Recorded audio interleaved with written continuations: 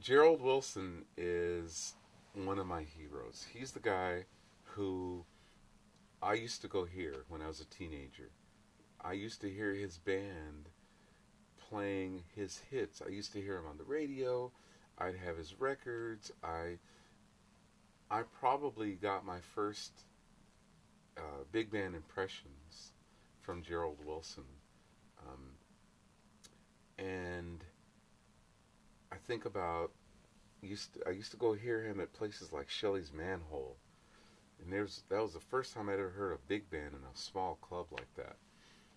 And I never will forget Tony Ortega, his son Harold Land's son, Harold Land Jr. on piano, people like Jimmy Bond on bass. It was Bobby Bryant on trumpet, Blue Mitchell on trumpet. I'd never heard anything like that. And to see him conduct,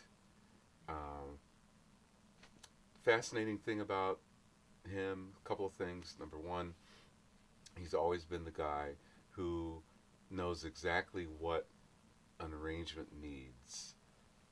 And I learned that from him big time. For instance, if you listen to some of the ghost writing that he did for Duke Ellington, when Duke needed some sounds, some arrangements, and he was kind of running out of time, and he wanted that special sound, he turned to Gerald Wilson. And there's a great record that Duke did with Ella Fitzgerald called Duke's Place. The same record has come out with different names. But anyway, there's a song on there called Imagine My Frustration. And it wasn't until years later, I'd already fallen in love with it, memorized every note on that song, that I discovered it was actually an arrangement of Gerald Wilson's. I even transcribed that arrangement. It was Gerald Wilson's arrangement for Duke Ellington. So his writing is really important to me as a writer.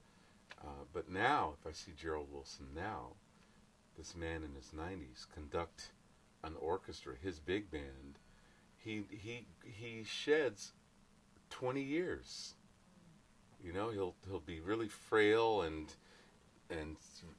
careful about how he walks up to the band, stands in front of the band. It's like, new guy, I'm young now, let's go. And his energy, obviously, just electrifies the band. So Gerald Wilson's one of the few iconic people that we have in the jazz world that is a part of that early jazz history.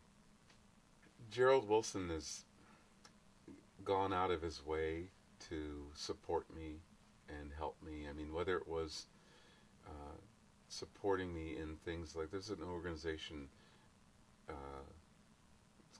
it's the American Society for Music Arrangers and Composers, ASMAC. And Gerald Wilson was one of the people who really encouraged me, along with Benny Carter and Van Alexander. Gerald was just so, man, you got to do this. You have to, we really want you to be president of this organization. So he did things like that. He would open doors for me to make sure that I was doing gigs that he thought I should do. On down the line, I mean, he told me stories about how he and people like Benny Carter would sometimes write arrangements with no scores. Just write the parts. Not being able to see on a score page what trumpet 3 was doing in relationship to alto sax 2, and I, without knowing it, he and Benny Carter, both of them, ended up encouraging me without them knowing it. I ended up doing the same sort of thing, just to kind of get my feet in it. But that's the kind of support that Gerald Wilson has always given me, always encouraging me, always trying to open doors for me, always pushing me. Even now, without realizing it, I'm looking at him as another example and hero, because his eyesight is nearly gone, yet he is writing scores. How does he do it if you can't see the page?